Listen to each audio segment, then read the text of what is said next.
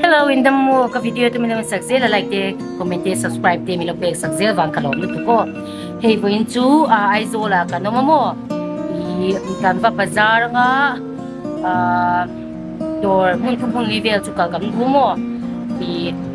kan ron tilang nga kan kal na te ingi kan le di je po kan ron tilang ang Aizawl chang chuan ko tam de ka cha to mo ba se hey.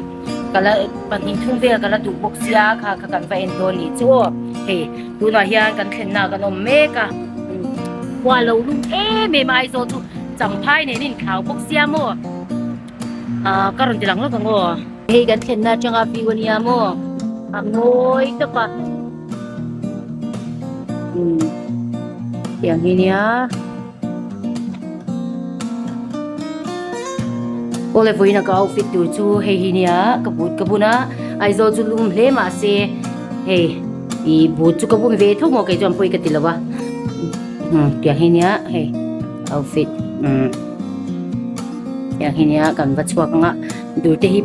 durte po hi kiar ve do mo min lo shi yan don ni chuan kan va chwa nga nakina dora kan ni hule don ya o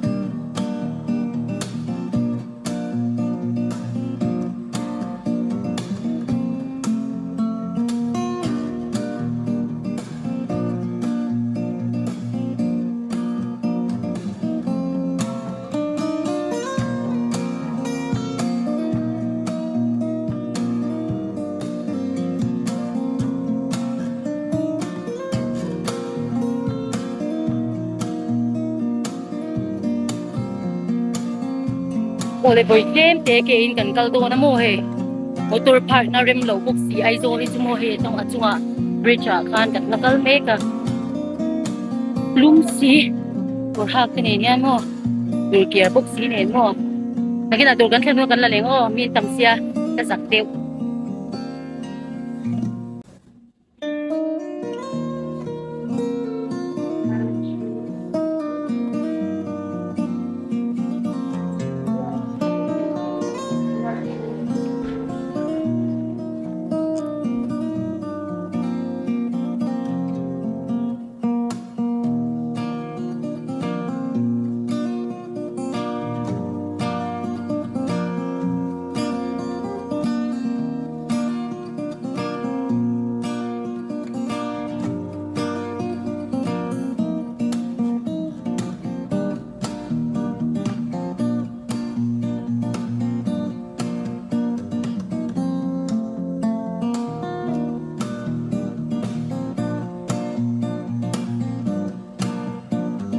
ole khoi be mi ka lang don ti ka shelo ko mo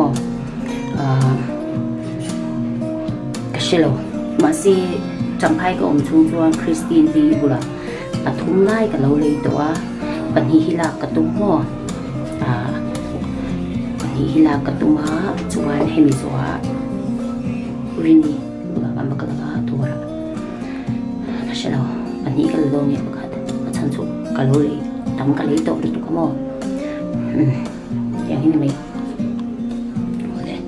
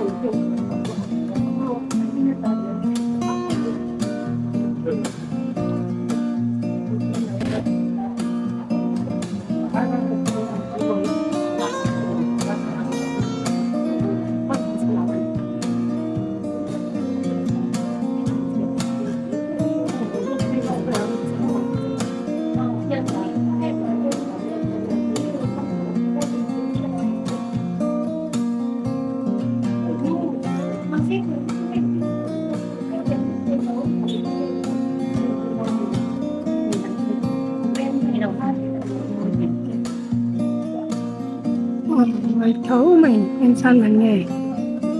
sáng khát sáng nhẹ nhẹ đó là tôi mò tôi phải tôi lấy cái số đi cái gì rồi cái số cái gì rồi mình tên mình là tôi nghe hả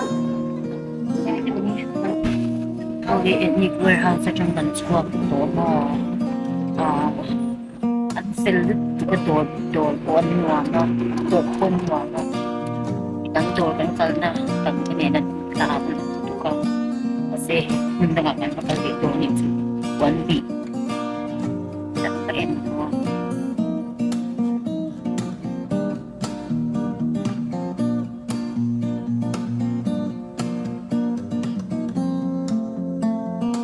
boleh one beat bagi betul tu kali ni emo sampai kan हमलाई kan pasai kriat dia kakak order dua juan puan bi plain ti athar de milo pe ko milo present ko fel ngot da tu na juan kor kan fa el le do ni tu oh ui ko kan sa mo ui ka tu wang hi ka mo thelo shim tu na hon nge mun dang kan la jong dong ka shel ko kan tu kan ho zo lo wa millennia makan pakal do ni tu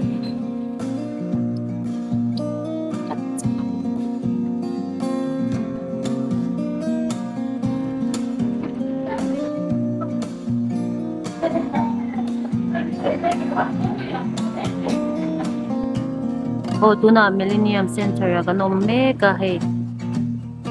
dor hi lo tam em a corridor kan zong ni phota yang ve ni ko ngi du oi ha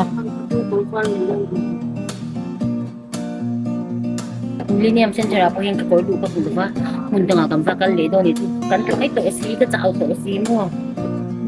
kam fa kal ko tanga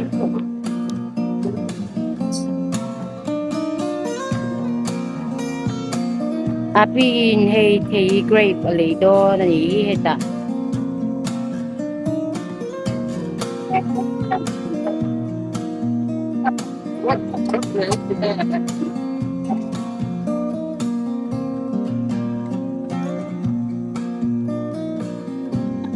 Aizawl itu lo busy takan ni he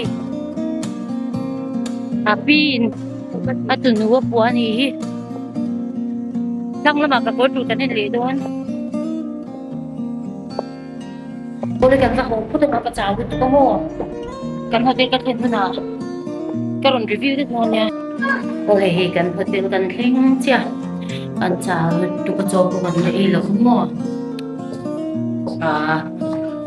thilei zong kha karon tilang nga ma se I adang ka thilei dang champha emin Aizawl tho ka lo lei ho chu karon tilang chaw lo asan chu na ka lei ni lo mo voi na karon lei ho chu kha karon cha nga mo kun ban lu ko ta ba oi Aizawl ki chu mo lo man ta em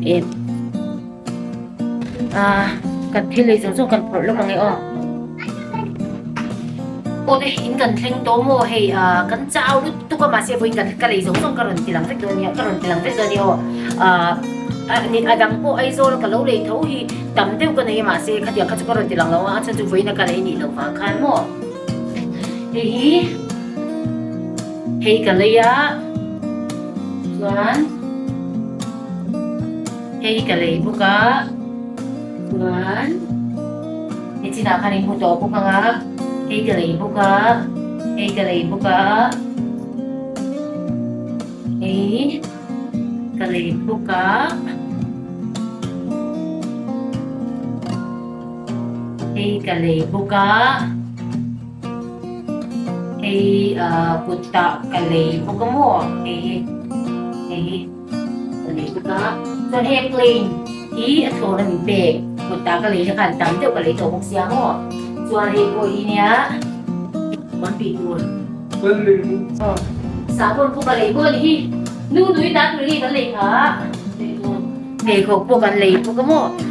Ketiang song kan dia punya tangan calut tu kan lo ibuat pada ketiang song kau. Friday kan ibu don ya, oh, bye bye.